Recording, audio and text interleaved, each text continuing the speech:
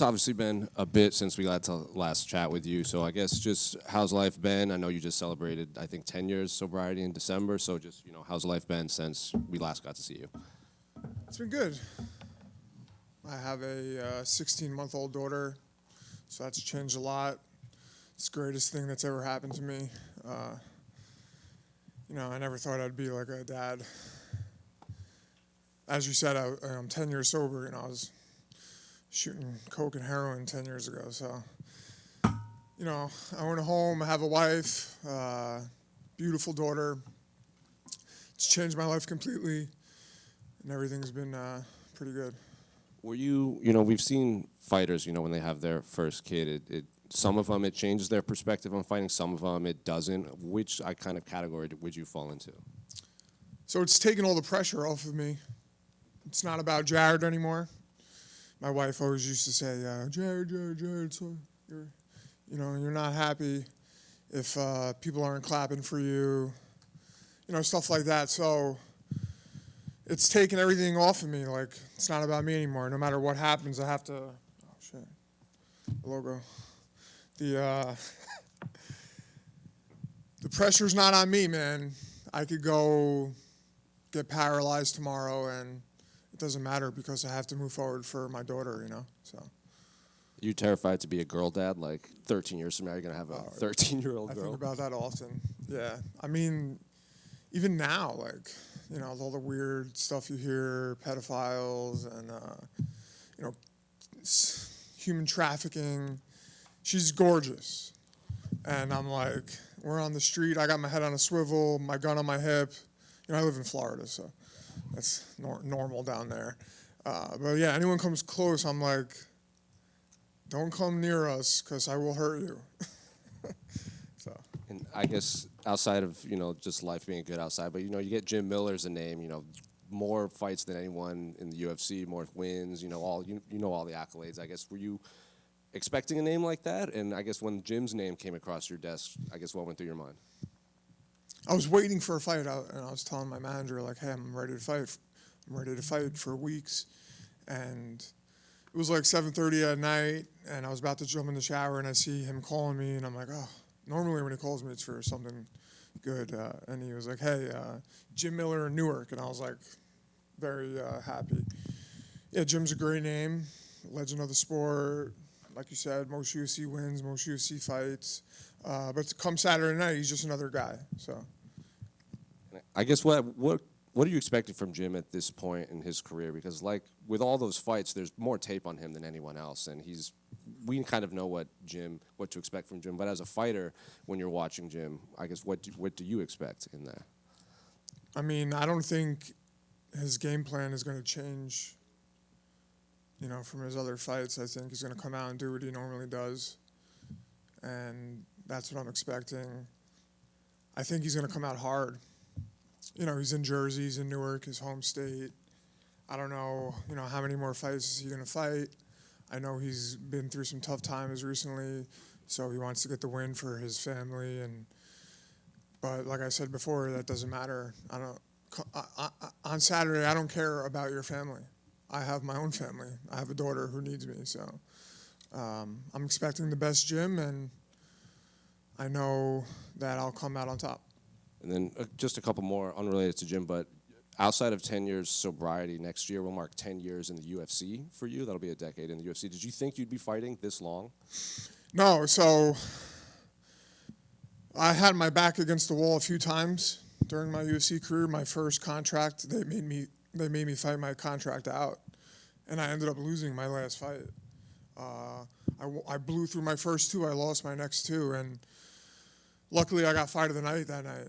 So I guess they were like, all right, give him another contract, and So and then there's other times where coming off of losses where it's like I gotta win. So no, I knew that I could do this, but there was times where I was scared and concerned, but here I am, and I plan on staying here for the next few years and then retiring with this company. Then just last one for me, because I saw your tweet about Strickland saying he was going to shoot Hamzat, and then you're like, you think you're going to bring a gun to this state? Is Yeah, just, exactly. Like, I guess your thoughts on just kind of this whole chaos happening at the top. I mean, in hindsight, obviously he's just trying to get a rise out of people. Everyone knows that. But like to say you're bringing a gun to Jersey is like the dumbest thing ever, because like you will get arrested here. You know, the laws are very, very strict. You're in the city limits, and I just think like, you know, he says wild shit, but that's Sean, and that's what everyone should expect from him. So, but I just think he's like, you know, not the brightest person. Jared, you obviously, Hey, bro. how's it going? I know you like to fight up here. At least you get to see kind of family. Have you gotten the chance to kind of see your family since you come back in? No. My parents actually live in Florida full time now, and I did go to the city on Sunday, so I got to see my home. It was nice. I fought in Jersey, I don't know, probably close to 10 times at, you know, in Atlantic City at the Borgata. So it's nice to be here, you know, familiar territory, and things normally go right for me here, so it feels nice. And not just here, but also in New York. Yeah. You obviously had that very impressive victory the last time you were in this general area in the UFC. I mean, is there a comfort level with kind of fighting close to where you grew up? Yeah, definitely. I got to visit, you know, my old gym, Henzo Gracie's, right next to MSG, see, you know, familiar sights, my coach is from here as well, so it's just nostalgic, you know, and it reminds me of good times and bad times. But this is what made me, this is what's molded me, and I think, like, I was made to be here and fight here, so.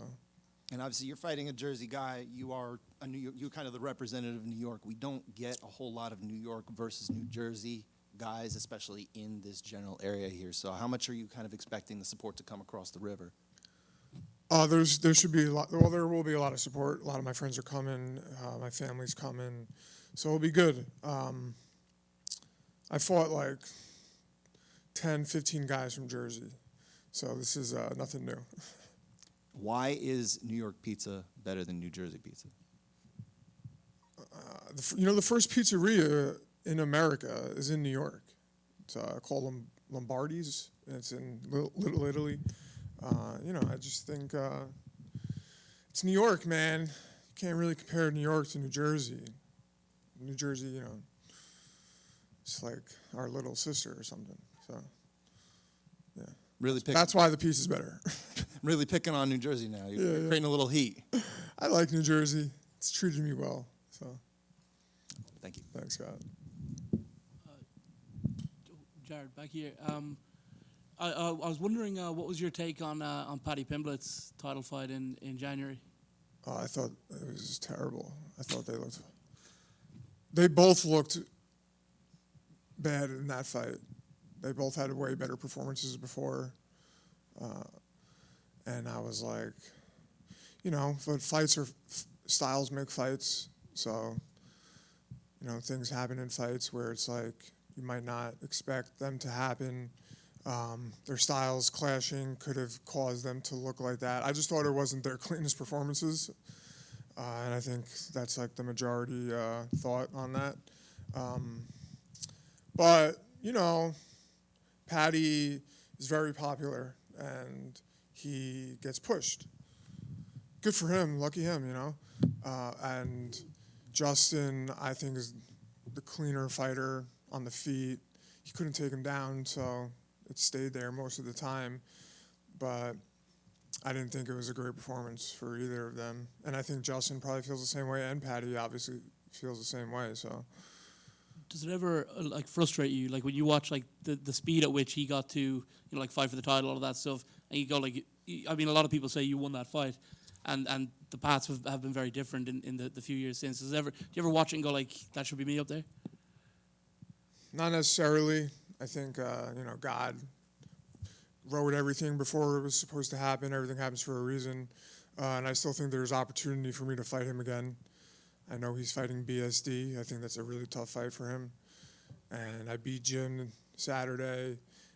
Maybe fight one more, win. I'm on a 2-fight winning streak. He's on a 2-fight losing streak.